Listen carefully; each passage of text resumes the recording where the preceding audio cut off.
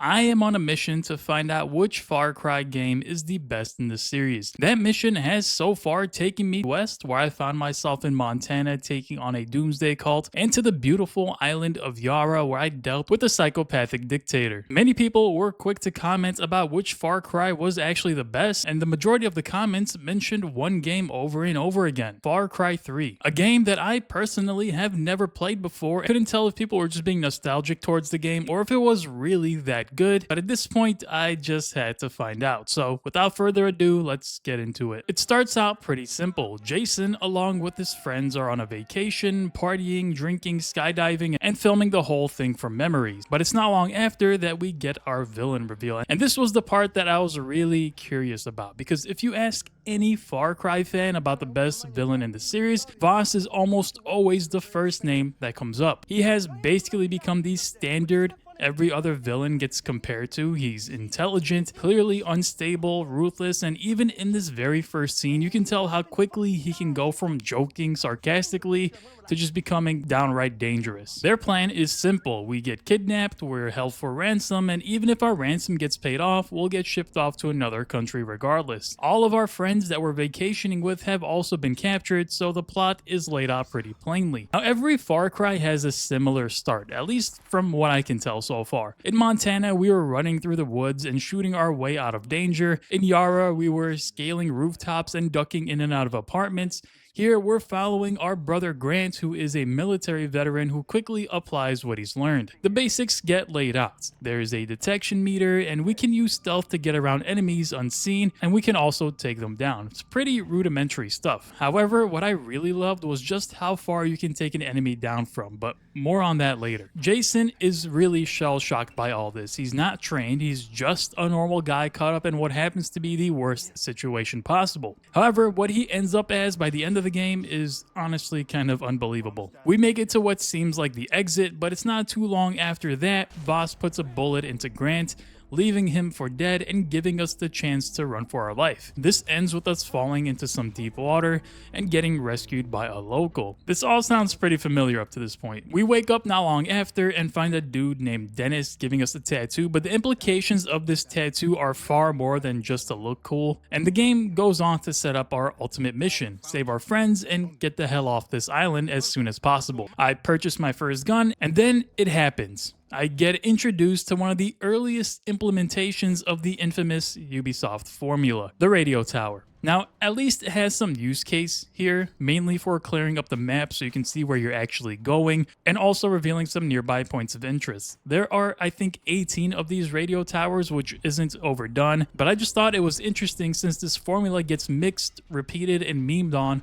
over the lifetime of this series. Each of these radio towers is like a mini platforming puzzle too, so I guess that makes them a bit more interesting, and the excuse for doing them is that Vaas put a scramble on them so that no one else can use communications on this island. They also make certain weapons in the region free, which actually goes a long way because some of these guns and ammo do get pretty expensive. Anyway, Rook Island is beautiful with much to see and do. What I found interesting was how the game structures itself around the island. You can beat this game and basically not explore the full map. A large chunk of it can go unexplored, leaving it up to completionists and the curious to explore each and every outpost or radio tower. Yes, I just said the word outpost, we'll get into that in a little bit. Regardless, Rook Island is beautiful and a bit sparse, to be honest, but I really like that. I liked that there were long stretches without any person to interact with. Sure, there are locals, but they're mostly concentrated into these small towns. You can go down a jungle path and see nothing but trees and wildlife for a decent amount of time. This is very different from something like Far Cry 5, where you are almost constantly running into a cultist or some hostage situation. There's no downtime in that game. This game gives you a moment to take in the surroundings without constantly being pulled into some sort of chaos. There is chaos, don't get me wrong, but most of those chaotic encounters are a result of the wildlife on this island. Bears, tigers, sharks, there's a huge list of them, but they're not just here to make the island feel more alive. Instead, very early on, the game tells us that if we want to carry more ammo, more money, or resources in general, then we will need to be doing some hunting. First, this feels like a pretty basic basic survival game idea: go kill a few animals, skin them, and then use those materials to craft better gear. But for Far Cry 3, it ends up being one of the more important progression systems in the game because so much of your early limitation comes from what Jason can actually carry. Carrying only one gun was pure torture, so I knew I quickly had to craft a bigger rucksack to carry at least 3 guns minimum: an assault rifle, an SMG, and a sniper. That is the classic loadout for me. Now, Far Cry 3 pretty much puts everything on the table within the first hour. We understand how to clear the map and get resources. We know how to craft and improve our own gear, and then not long after, we are introduced to the skill system. The skill tree is actually pretty cool, each leaning into a certain playstyle, whether it be stealth or a full-on assault style. There's even a bit of visual progression tied to it, where anytime you unlock a new skill, your tattoo gets a new piece added to it. I'll swing back to the skill system later on when we have a few more unlocked. So what do we do in Far Cry 3? Well, remember, we need to save our friends who have all been captured and divided amongst Vaas's soldiers. Some of them have already been sold away to people on this island. Others are getting shipped off to different countries. Regardless, saving them will require visiting different outposts, clearing them, and giving the stronghold back to the locals. This will diminish Vaas's control and build our reputation with the locals, so to speak. Clearing outposts is going to be essentially the main activity. This will be done over and over again, and like any Ubisoft game, the freedom to clear them however you see fit is very much a thing here. I never really decided to play one way or another. At first, I thought it would be cool to play the role of some jungle hunter with a recurve bow and pick off enemies from a distance, or become some stealth sniper sitting deep in the jungle, but those plans fell apart pretty quickly. Now, I'll be honest, I was kind of annoyed that I couldn't just carry my knife out. This is a very big nitpick, I understand, but if I was going the stealthy route and doing takedowns, I wanted at the very least to be able to carry my knife for the sake of the roleplay, but strangely, that's not possible. Anyway, it was time to start looking for the crew, and Daisy is the first person that's come up. And this is the point where the game just opens up big time, allowing the player to do whatever they want. The game has a ton of these little side activities to do, making the open world more fun to just exist in. There are hunts to do, bounties to take down, and much more. I found myself doing these short activities in between missions and whenever they were nearby. What made me more interested in doing them was the simple fact that they were so quick to do. I didn't feel like I was diving into some 20-minute side quest. I quickly fell into the expected loop. Go to a radio tower, remove the scrambler, reveal the map, and tackle any nearby outposts or side activities. Strangely, none of this felt boring, and I think a large part of it was because there wasn't any meter to fill up. Okay, that's a weird statement, I get it, but let me explain. When I was playing Far Cry 5 and 6, anytime I did some sort of rebellious action like blowing up a silo or clearing an outpost or whatever it may be, a meter would ever so slightly tick up in progress, and this would instantly have a negative reaction from me. Mostly because now it became just about doing activities to fill this meter up. I'd clear an outpost, see the meter tick up, and my first thought was about how many more outposts I would need to do in order to fill the meter completely and make progress in the region. It was sort of counterproductive, to be honest. In Far Cry 3, I'm just doing it for the love of the game. The game isn't telling me to go clear an arbitrary number of outposts or switch off X number of towers. You can play this game and not clear any, but good luck getting around the map.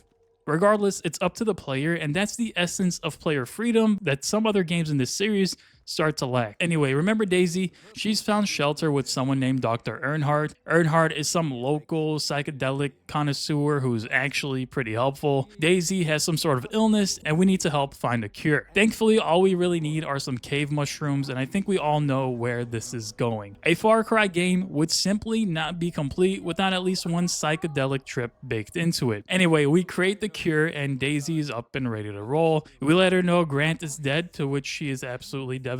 But at least we get the first member of our crew back. We get a call from Dennis, the local who saved us earlier, who keeps telling us about something about the path of the warrior, but I have no idea what the hell that means right now. It's time to drive over to the next mission, but this is a good time as ever to talk about the driving itself. To my surprise, it actually feels completely fine. I read some things about it feeling too loose or slippery, but honestly I never had any issue with it whatsoever. Some cars are faster than others, some do feel more slow when turning or maneuvering, but nothing stood out as being over or under tuned. Anyway, it's time to put some more mechanics to use. One of the most crucial pieces of equipment that Jason has is his camera. With this, he's able to mark enemies, allowing us to trace them with ease, but also being able to see their bodies through walls. How insane is that? Add in the fact that the takedown animation can be triggered from a mile away, and you've got the recipe for some very serious stealth mechanics. The game really rewards you for going unseen, and I mean like big time. The XP difference when clearing an outpost without activating an alarm is big, but the difference for not being seen at all is massive, like 1,000 more XP. So the game doesn't expect you to play a certain way, but it definitely rewards you much more for doing things quietly. We wrap up our mission on the Medusa, but need to quickly head back to the village since Vaas is setting up some sort of counterattack on the locals. The locals, also known as the Rakyat, are in need of help. So now it's time for us to destroy some weapons that Vaas was planning to use. This logging camp also doubles as an outpost, which is a perfect time to talk about the alarm system. Disabling a single alarm causes all the alarms within the outpost to disable. This is a huge benefit as there can be 2 total alarms or more if I'm not mistaken. Activating an alarm is probably the worst thing you can do. Seriously, an outpost that can take 1 minute to clear with stealth can end up taking like 5 minutes due to enemy reinforcements raining down on you. I clear out most of the camp, plant the explosive to destroy the weapons, and get the hell out of town. I buy a sniper and put it to use on the local wildlife, craft a better holster to hold more weapons, and move on to the prison. Apparently, that's where another friend is being held. I really appreciated this open world far more than I thought I would.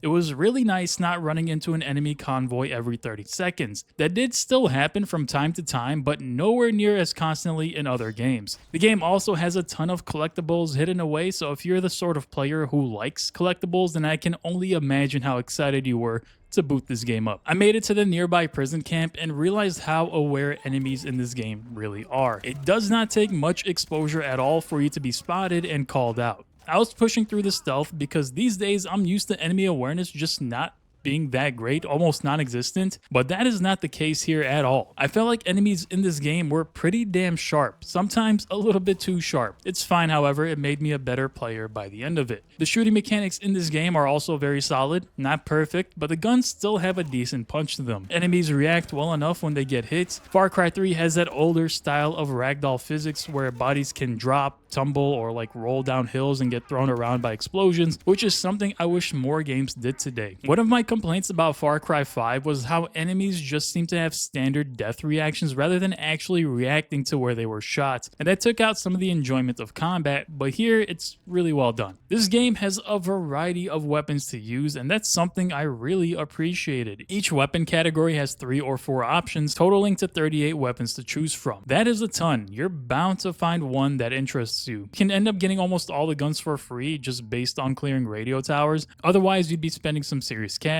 and the economy in this game is ruthless. That being said, there is a simple attachment system as well. You can add suppressors to guns, scopes, and sights. It's a small aspect, but particularly effective, especially if you're really leaning into the stealth side of things. Suppressors make all the difference. We make it to the end of the camp section to find out that Liza isn't actually here. Vaas is off torturing her somewhere, and we get knocked out trying to exit the camp. It was clearly a trap. Come on, Jason, how do you fall for that? We wake up in yet another torture session with Vaas.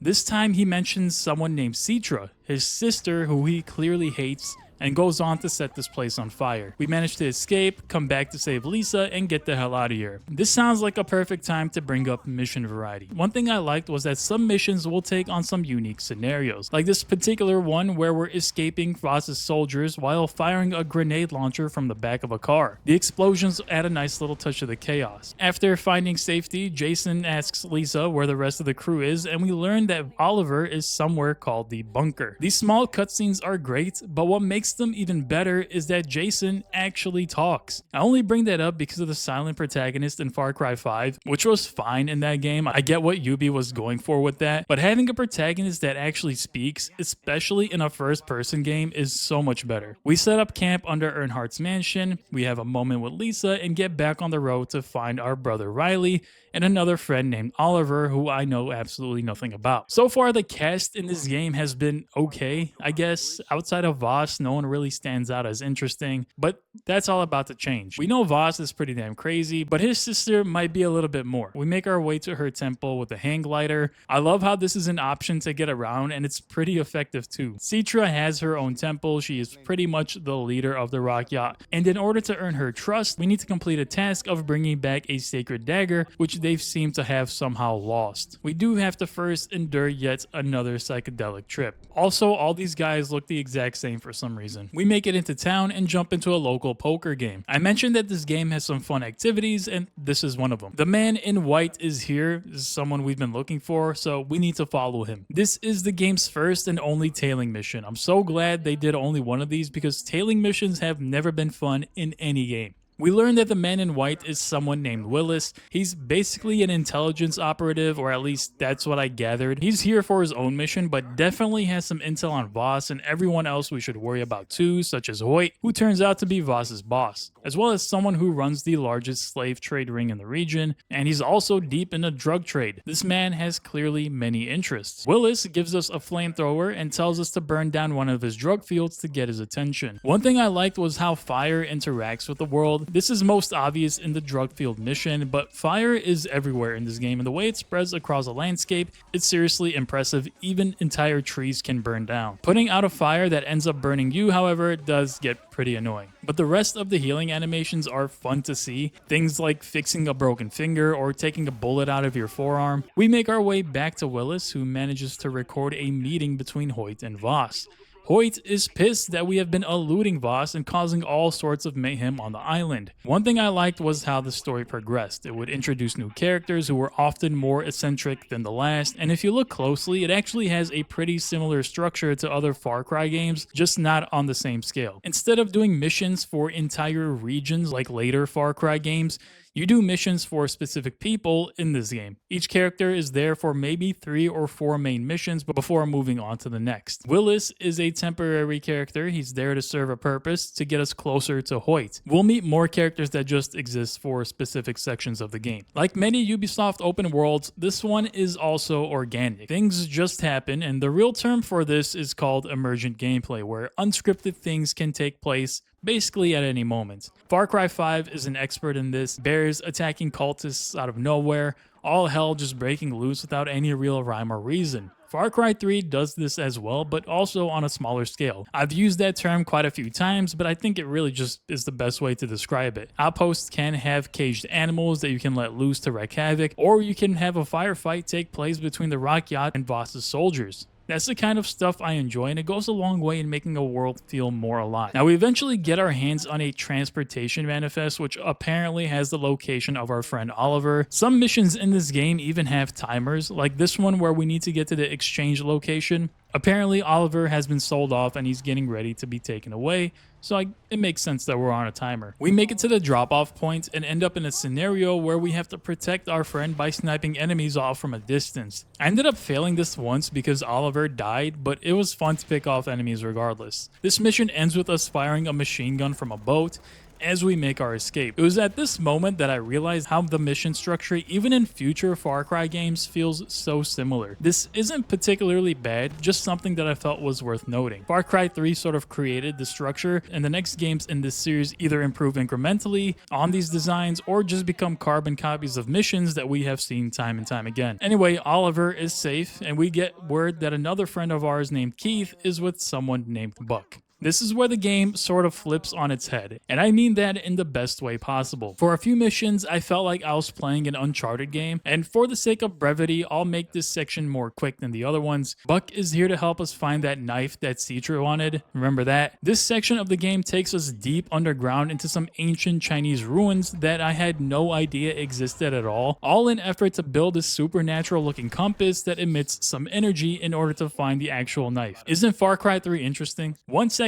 things are very much grounded in reality. The next second, I'm using some mythical compass to track down an ancient treasure. We eventually use the compass to get deeper underground and unearth what seems to be some ancient city. You see what I mean about feeling like an Uncharted game? They even have all the large set pieces of things crashing down on you. It's pretty cool stuff. At this point, I was gunning my way through most encounters, not really focusing on the stealth side of things, and it's a good time to bring up difficulty. The game handles difficulty in a pretty straightforward manner. Of course, the game does have options to make the game harder or easier, but truthfully, I was challenged just on survival, which is equivalent to normal. Jason is not some super soldier, and it doesn't take much at all to kill him. The game constantly turns the dial up by itself anyway by introducing larger groups of enemies, ones who are fully armored, and the only real way to kill them is with explosives. Regardless, I still would try to stealth my way through a bit here and there, mostly to thin the herd out before a shootout happens. I really did enjoy this portion of the game because it looks so much different from what we've already been seeing and doing. The level design mix-up was a breath of fresh air. We eventually get the dagger and QTE our way out of the tomb. We make our way back to Buck, who this whole time has been very abrasive, and unsurprisingly, he's a bad guy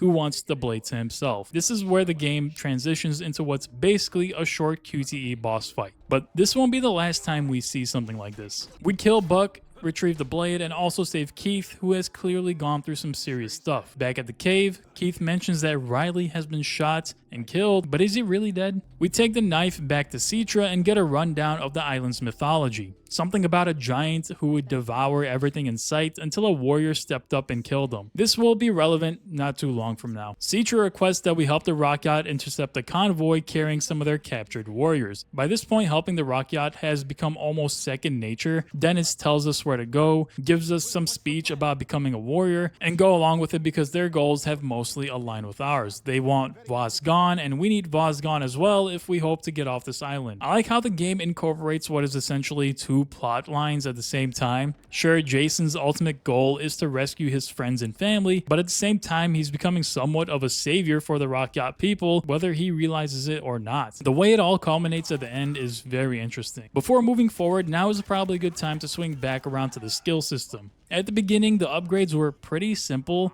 More health, better movement, and the ability to perform some basic takedowns. But by this point, the skill tree has opened up quite a bit, and Jason barely resembles the scared guy who followed Grant out of the prison camp. There are 3 separate paths that I've mentioned: the heron, the shark, and the spider, each one focusing on different aspects of Jason's abilities. Some skills improve shooting and healing, some make stealth more effective, and others unlock new takedowns that completely change how you can move through groups of enemies. The takedowns are easily my favorite part. You start out being able to quietly stab one enemy, but eventually you can chain that into another kill. You can throw the knife at someone nearby, pull out an enemy's pistol and start shooting, or attach a grenade to their body and kick them into a group. It gets completely ridiculous, but in the best way possible. The distance at which Jason can grab someone is still a little bit unbelievable, but that's what makes the system feel more responsive. If I'm close enough and that prompt appears, I know the takedown is going to work no matter what. It's like using Commando Pro all over again in Modern Warfare 2. Either way, this ends up creating quite a contrast from who Jason was and who he is now. Jason was terrified when his brother Grant died. He could barely hold the gun without shaking and was clearly overwhelmed by everything happening.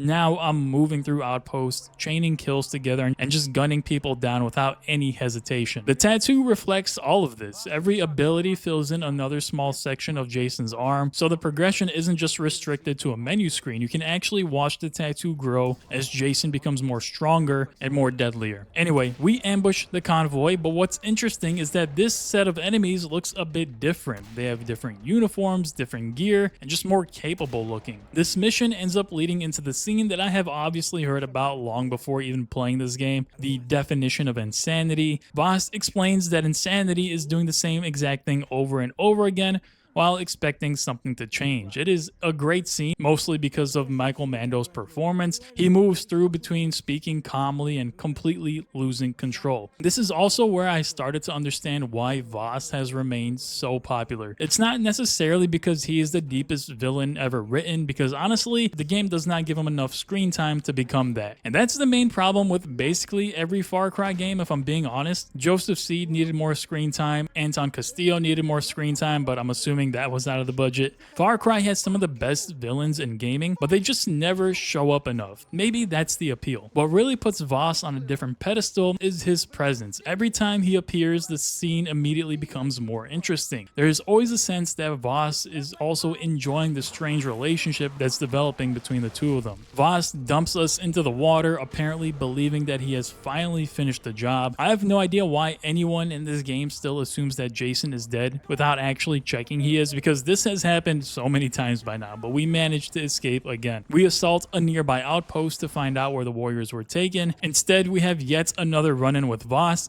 who this time decides to put a bullet in us. This leads to another sequence where we're breaking out of this corpse pit and everyone around us is surprised that we're still breathing. The game throws another switch up at us. This time we're stripped of all of our weaponry apart from the knife for takedowns. This was nice because it really just brings us back to the fundamentals of being sneaky and relying on stealth to get the job done. It's different from being the gun-wielding killing machine we just were. That being said, it's finally time to buy my first signature weapon. Returning to Citra leads to another one of the game's drug-induced sequences. Jason goes through a new rite of passage and fights off a giant creature in a hallucination. Mechanically, it's mostly about avoiding attacks and shooting the giant demon's face, but it's also one of the most random boss fights I've experienced in any game, and I don't mean that in a negative way because visually this looks amazing. The explanation of what we're doing is quite simple actually. You're basically just recreating the mythos of the Rakyat people, Jason being the warrior who struck down the giant monster, and we talked about this not too long ago.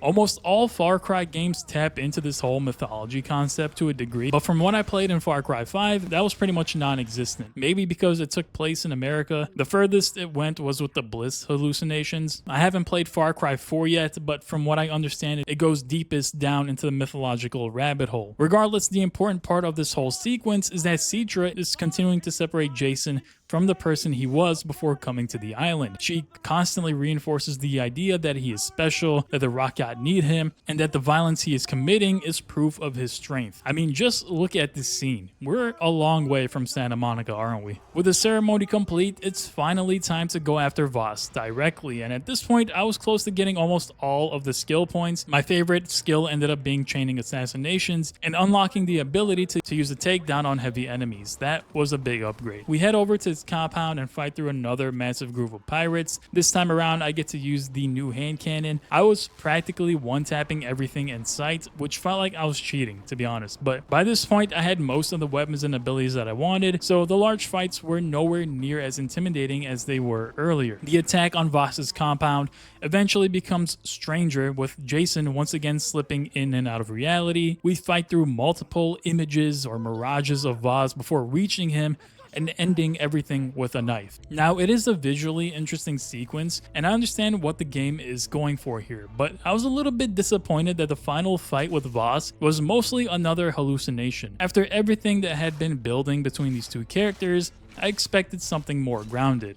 Instead, Vaas is just suddenly gone. This actually caught me off guard because Vaas is treated like the face of Far Cry 3. I mean, he's quite literally on the cover. He's the character everybody quotes. He's the person most discussions about this game were built around. Yet he is not the main villain of the entire story. His demise doesn't even feel like that big of a moment. At least it didn't feel like one given what he meant to the story. I was expecting some huge shootout. Maybe he would have a health bar pop up and it would be a fight that tested my abilities. But no, that was not the case at all. The real villain in this game ends up being Hoyt, the man controlling the privateers, the slave trade, and much of the criminal operations taking place across these islands. Citra is obviously pleased that Vaas is dead, and Jason's connection to her grows even stronger. Jason informs his friends and family that he doesn't intend to leave the island with them once they make their escape. Instead, he plans on staying here with the Rakyat. Despite killing Vaas, we still have two serious problems. Hoyt is alive, and we still need to find our brother Riley.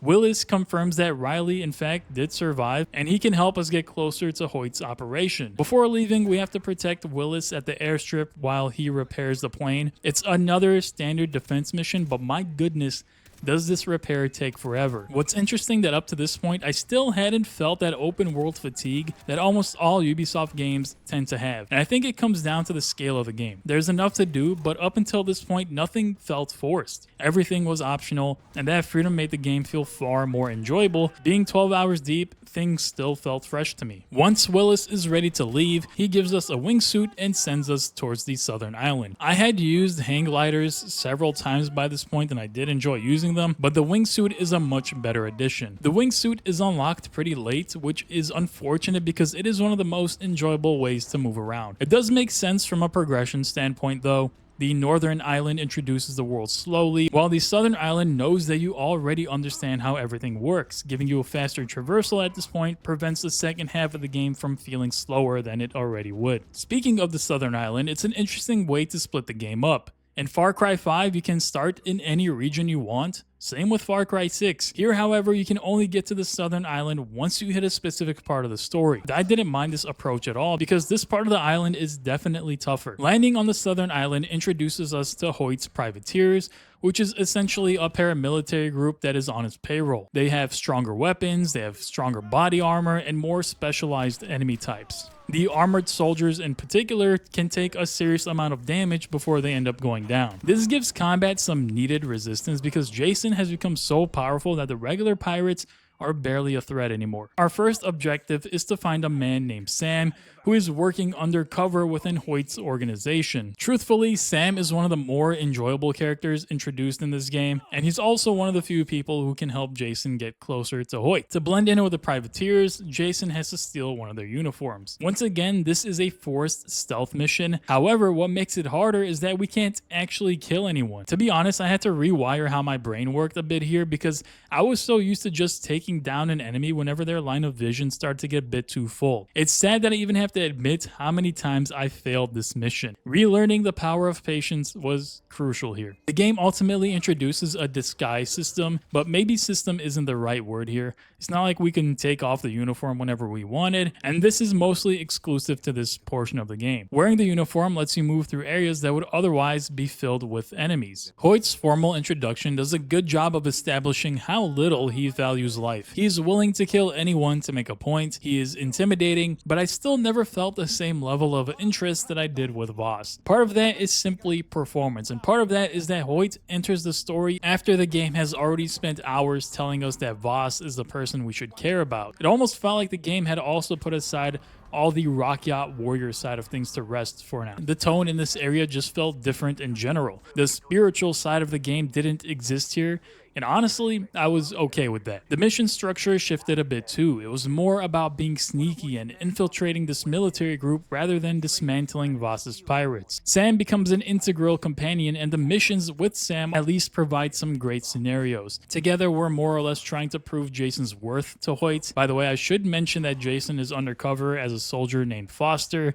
I guess that's some important context to bring up. The missions include taking down pirates. Even though Vaas is gone, his crew is still alive and well, and they're vying for control of the island. We do enough to eventually impress Hoyt, and he in turn tells us that we need to go and torture a prisoner for him. Take a wild guess of who that prisoner might be. Yep, it's Riley. These are the moments that make me appreciate having a character who actually has dialogue so much more. This is the kind of scene that needs a reaction, a hesitation, something in the voice, and Jason actually gives you instead of just standing there silently going through the motions. The game flips the switch one more. Instead of working for Hoyt in an effort to impress him, we start working to destroy his network. First by attempting to destroy the communications. Did I mention that this game gets harder, by the way? These last few missions in the game are genuinely tough. The outposts are larger, there are more eyes to catch you sneaking around, enemies are wearing armor and having bigger weapons to deal with like machine guns or flamethrowers. The communications mission was one that I struggled with mightily because I was hell-bent on going in with pure stealth. It felt like it fit the mood and scenario more than just free firing, but that plan fell apart time and time again. We end up destroying Hoyt's communications equipment and head over to the fuel depot. The fuel depot mission is surprisingly frustrating and difficult. Having to jump out and plant an explosive while hoping Sam stays alive as groups of enemies push forward was not easy at all. This was the one mission I repeated over and over again. I probably had 15 attempts by the end of it. Thank goodness for the checkpoint system. I honestly think this is the hardest mission in the game by far.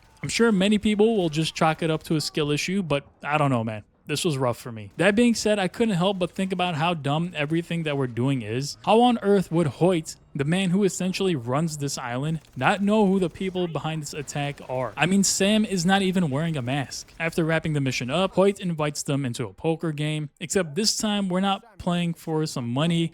It turns out that Hoyt knows exactly what they have been doing, which actually was a huge relief to me. I'm not sure why Sam and Jason were so naive and thinking that Hoyt would have no idea. Anyway, Hoyt kills Sam, leaving Jason alone at the table. I liked Sam, so this actually landed harder than I expected. He entered the story fairly late, but he was honestly one of the more interesting and funny characters that this game had. The confrontation with Hoyt becomes another heavily directed sequence. Jason and Hoyt attack each other with knives and a bunch of QTEs once more, and I mean a bunch. Miss one single input and you'll be restarting the sequence all over again. These encounters are more about the story and visual presentation rather than the combat mechanics that we have been using throughout the game. I didn't hate it per se, but both major villains being finished through these anticlimactic knife sequences felt like a really missed opportunity. Far Cry 3 gives you so many tools and spends so much time building Jason into this incredibly capable fighter and warrior, yet the biggest confrontations barely use any of them. It would be hard to call these boss fights anything but disappointing. Anyway, we kill off Hoyt and end up rescuing Riley from a nearby airstrip. The helicopter escape is pretty fun, and the music that accompanies it is quite fitting. I'd play it, but I'd prefer not to be hit with a copyright strike. With Riley safe, we finally have everyone needed to leave the island. This was the original mission after all: save our friends, find Riley, and get the hell out. We return to Dr. Earnhardt's home and discover that it has been attacked. Earnhardt is badly injured and he dies shortly after telling us that the others have been taken by Citra. We head back to the temple where Jason is placed into one final hallucination. He moves through memories of everything that has happened, including Grant's death and the other people that he has killed. This ends up bringing us to the final choice. We can either save Jason's friends and family and leave the island, or we can join Citra and cut ties with his old life permanently by killing his friends. Now, I chose to save my friends because that's the point of the entire game, with Jason trying to rescue these people. They've all been tortured and captured and sold off or nearly killed.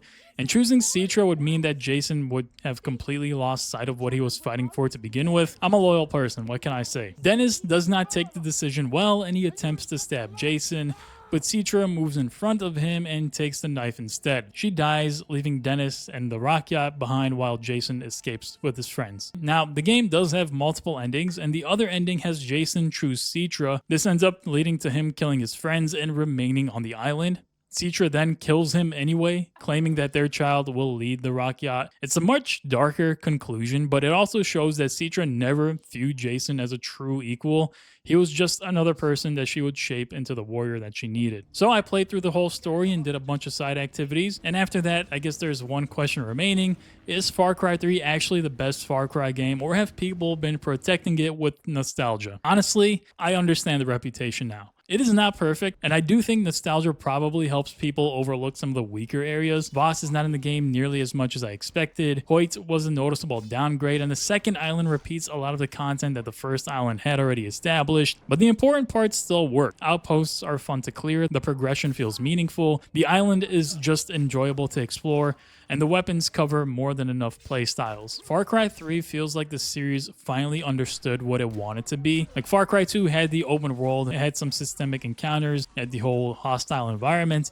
but Far Cry 3 took those pieces and built a more approachable structure around them. Almost every Far Cry game after that has been using some variation of that same foundation. Whether it's definitively the best depends on what you value. Later games might have better shooting, larger worlds, and more refined mechanics. Far Cry 5 probably creates more entertaining chaos, and there are things from the newer games that I immediately missed while playing this one. But Far Cry 3 has a level of focus that some of the other games start to lose once the formula continued expanding. So no, I do not think people only love Far Cry 3 because of the nostalgia. It is probably part of the conversation, as is any game that is old, but there is genuinely a good game here. I don't know if I can call it the unquestionable best game of the entire series just yet, because I still do need to play Far Cry 4, but from the 3 games that I've played so far, I would consider Far Cry 3 the best one. If you want to see my Far Cry 5 playthrough, check out the video on the screen. Thank you guys for watching as always. I hope you guys enjoyed it. If you're new here, subscribe, and I'll see you all in the next one.